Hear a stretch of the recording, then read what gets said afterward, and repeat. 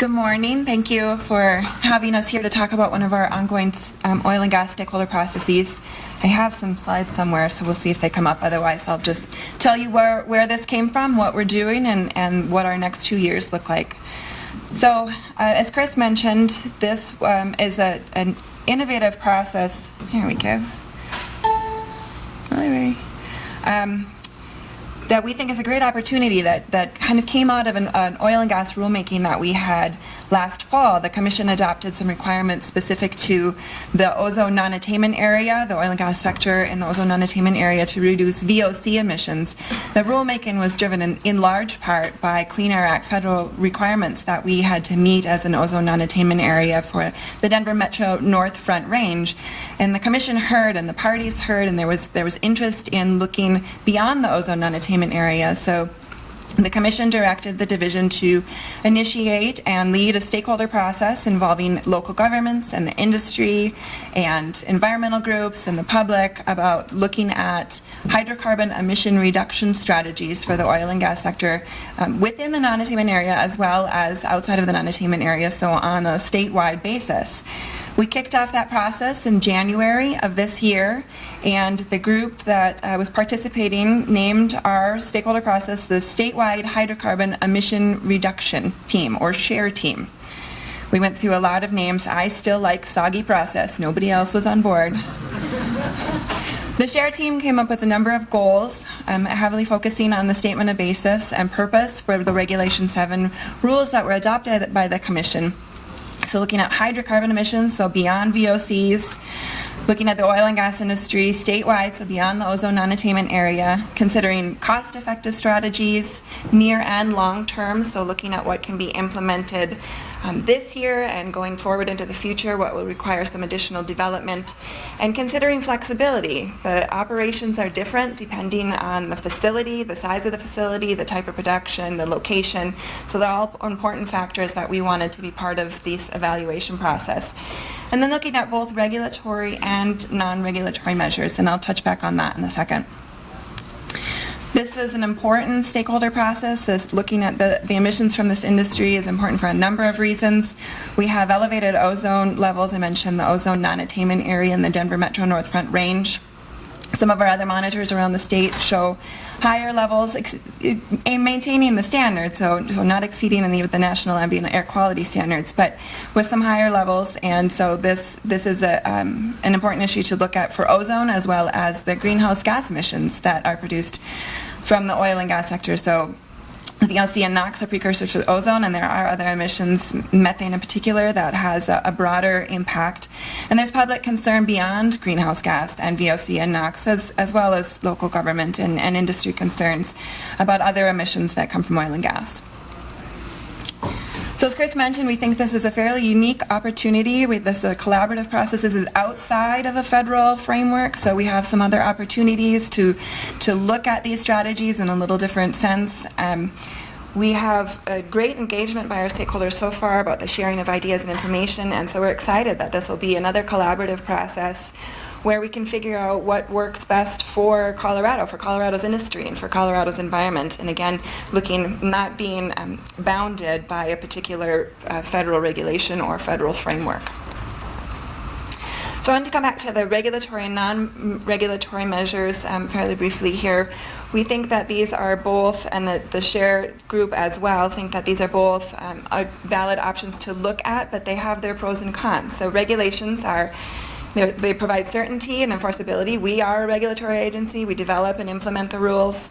But non-regulatory measures have value too, and particularly they can usually be implemented faster. They allow more opportunity to innovate and to consider new technologies, new operating practices in a less prescriptive manner, and to allow time to develop those. So the SHER team will be looking at both and may ultimately recommend either regulatory or non-regulatory emission reduction measures.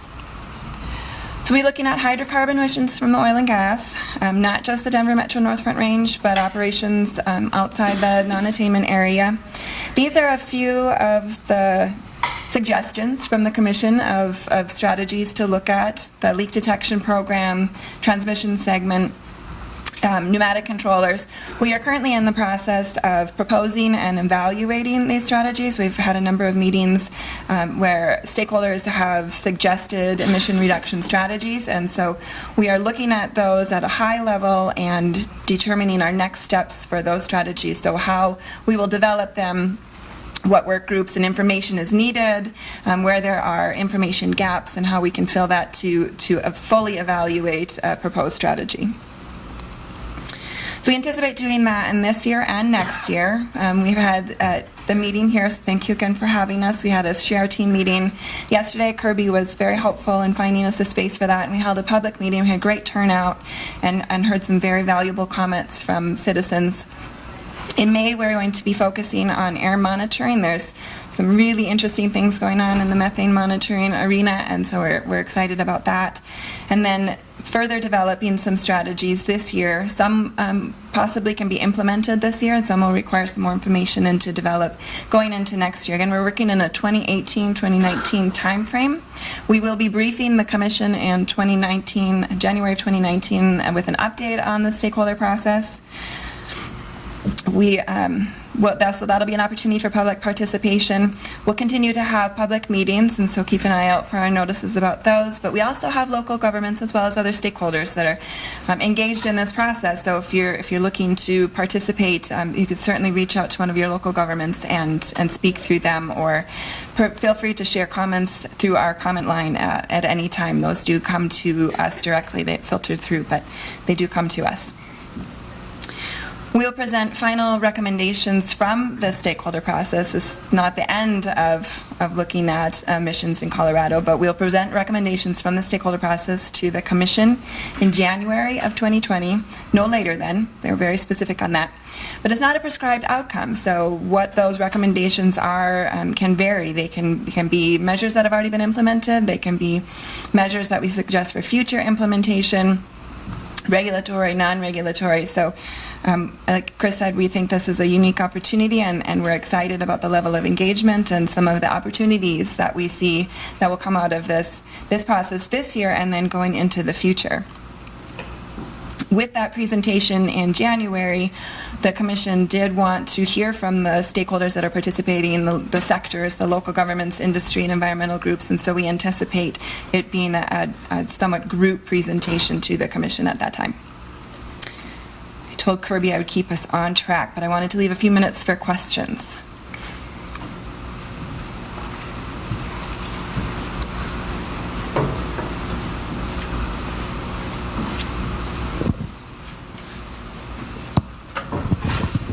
I'm following their microphones. Yeah, thank you. Good morning, and thanks for being here. Ray, Moffat County. I hope that when you guys are writing these rules and regulations for ozones or air quality or whatever that looks like, that you don't take the approach that one size fits all, because it does not. Just like coal is not coal.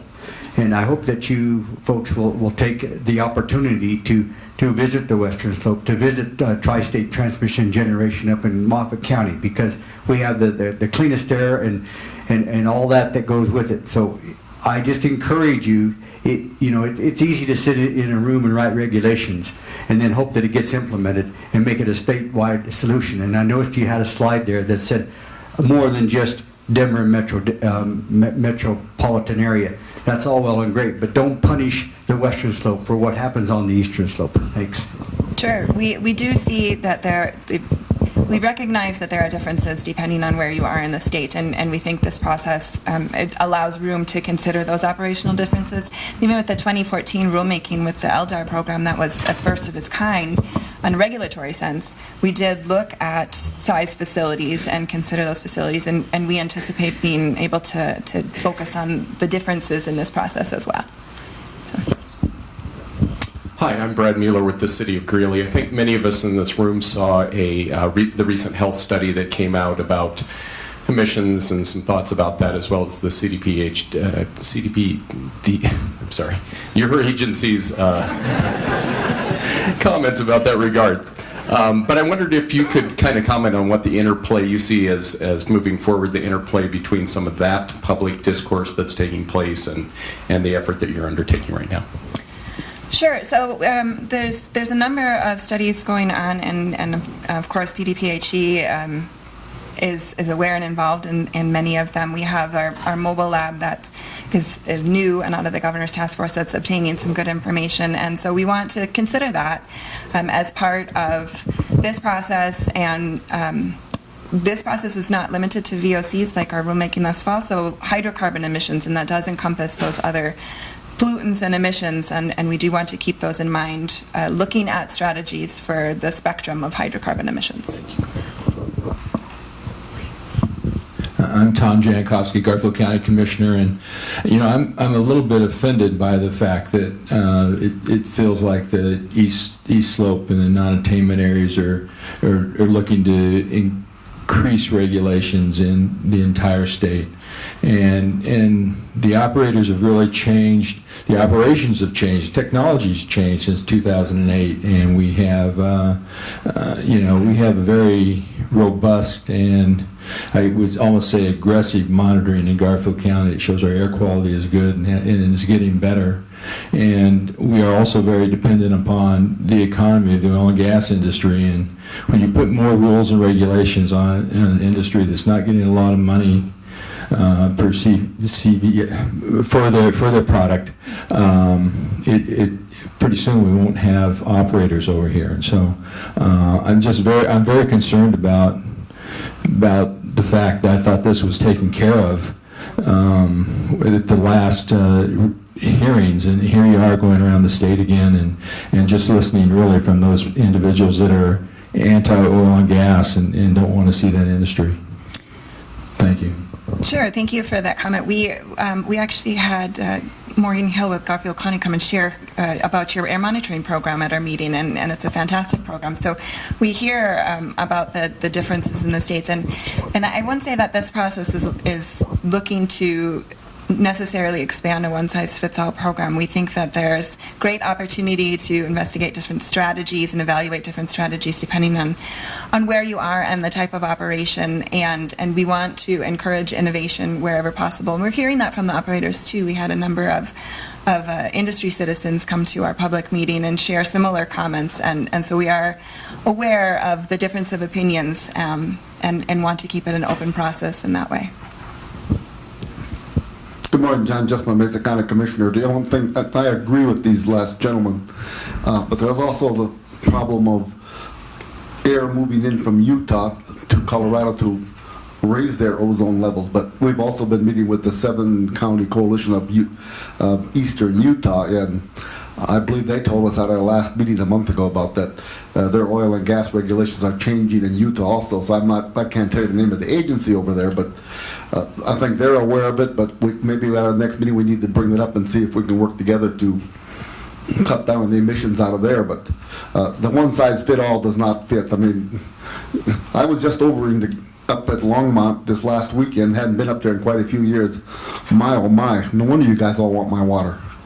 And the traffic, I mean, unbelievable to me how much it's grown in the last 10 or 15 years. And I saw some of those wells and the drilling where they have the big sound barriers around them, and it was an eye-opener to me of the growth on the Front Range and the traffic, and it's not just pollution from the wells. Some of it's got it coming from I-25 at 3 in the afternoon was packed. And I told my wife, I said, what do you think it would look like at 5? I've sat in that. It's not fun. Yeah, there's definitely different growth in different parts of the states, and this being as we have so many stakeholders at the table, that we'll be able to be fully informed about those differences and look at how those may impact the strategy that's being considered.